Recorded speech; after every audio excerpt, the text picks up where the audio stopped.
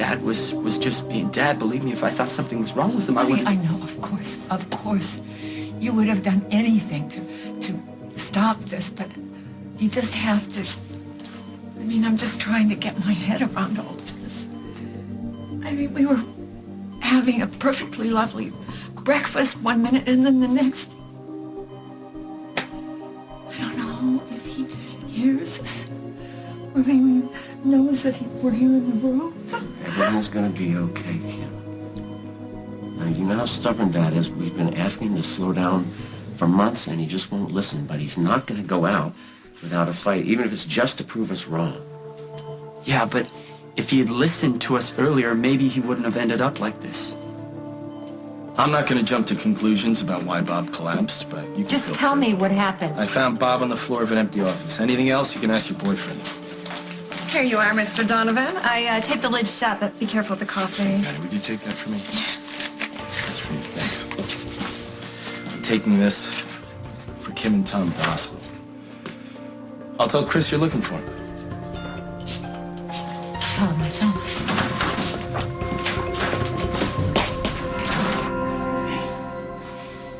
It's me, Dad. Mom needed a break. She's having a tough time. She asked me what happened, but I couldn't tell her we were fighting. She's already so upset it would just make things worse. And I know the only thing that would make you madder than you already are is if I upset my mother. I'm so sorry, Dad. You're right, I was arrogant. But I'm just trying to find a place for myself here. Maybe be more than just Dr. Bob's kid. But I'm so proud to be your son. I know I never say it, Dad, but I will, Dad. I will if you just give me the chance, Dad. I love you, Dad. I never meant to see you like this.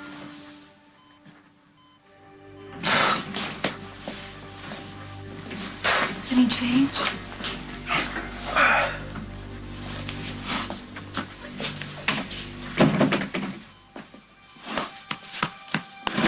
You can't fix my life, Carly. The only thing you can do is stay far enough away that you don't mess up any more of it. That's a harsh thing to say. Yeah, well, harsh seems to be the only thing that gets through to you. I'm sorry that I interfered. Backfired, as usual. Are we done here? Actually, no, there's one more thing. Things may not be quite as messed up as you think. Really? How so? Well, I don't really know how to say this. I interrupted Katie and Brad at the right time, if you know what I mean. Well, that's great. Thank you for that. Yeah, it is helping. It's got a great little image in my head now. Yeah, Thanks a lot. I'm just trying to tell you that I did stop them. And Katie didn't listen to me, but Brad did. Now I know you're delusional. I think you're wrong about your brother. She is not just some conquest to him, Jack. He actually does have feelings for her. That is ridiculous, Carly. Well, you don't have to believe me if you don't want to, but the fact is that he was pretty shaken up after I talked to him. He knows that Katie doesn't love him. And the fact that Katie loves you... No, you have no idea. You have no idea how Katie feels. Maybe not. But I could find out.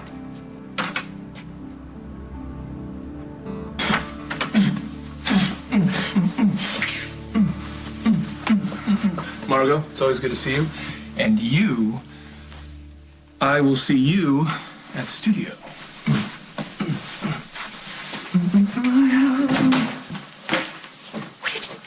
What did she just do? What happened here?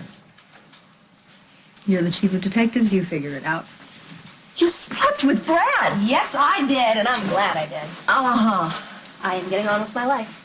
Can I just take this moment to point out that it wasn't that long ago that you and Jack broke up? You wouldn't be saying that if it was your heart he broke. And as your big sister, I find it, I have to send up a red flag when you're doing something crazy. It's not crazy. I want a baby. Much as I'd like to, I can't really do that by myself. well, Brad's the next best thing, then is it? Listen, I want you to have a family. I do. I really want that for you. But it's the Brad part that concerns me because he is the brother of the man that you love.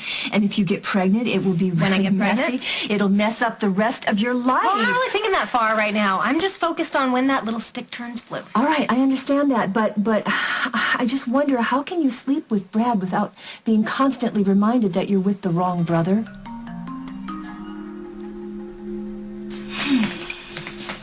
You know, I'm just warning you, I'm going to need a few more of these. I'm going to get through this segment. My stamina is seriously compromised.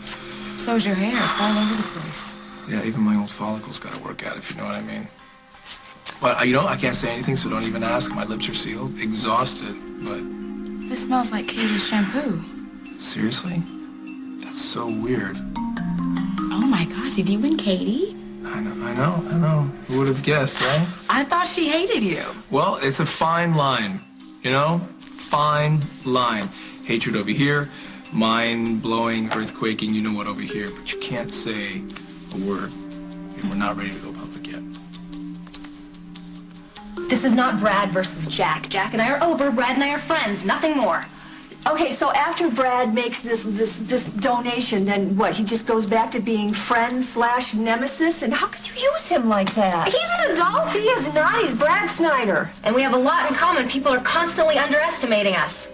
I'm not using him. It was his idea in the first place. Well, there. That should have been your first clue.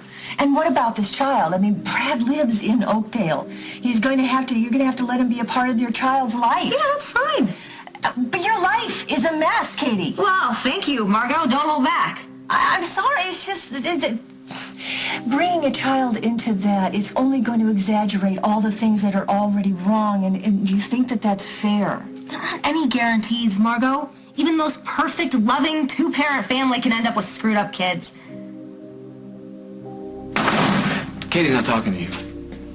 Brad might. If Katie still loves you, it must be killing him. He'd never admit to anything like that. He might. To me. I'll talk to him. If Katie still has feelings for you, I'll tell you. And then you can figure out your next move. My next... No! Forget it. I am not talking to you about this, all right? I don't need advice from you about my moves. This is the kind of stuff that you do that I can't stand. I don't have moves, and I hope I never do. What do you want me to do? What? Nothing!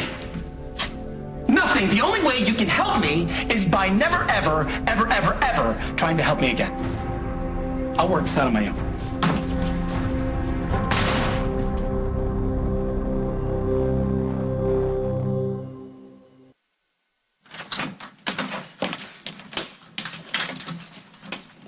What's wrong?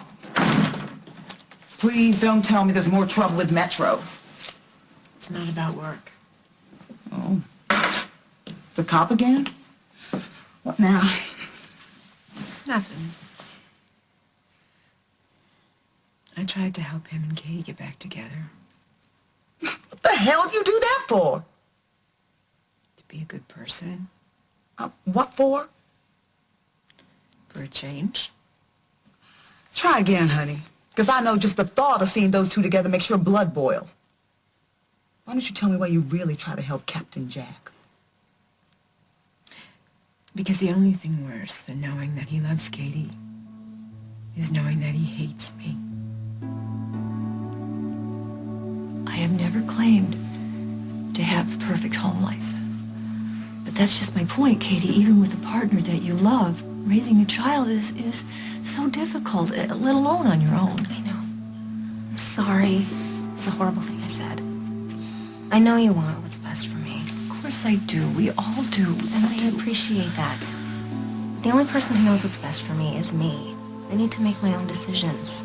Especially about something this important, a family. All right, think of it this way. What if the situation were reversed and I just told you that I was going to have a baby with Brad? Would you just let that slide without a fight? No, you'd taser me. You'd throw me in a cell until I came to my senses. I'm not pretending that Brad is the perfect life partner, but that's not what this is. He has the shortest attention span on Earth. Pretty soon he'll forget about me and the baby, and we'll be fine. Oh, great. Then you'll be a single parent. I'll be okay, Margot. I can do this. But I will need the help of my family. Can I count on you? Of course you can count on me, baby. You are going to be a wonderful mom. You think? Someday. But not now. Not like this. Please, just while you have a chance. Think about this while you got a choice.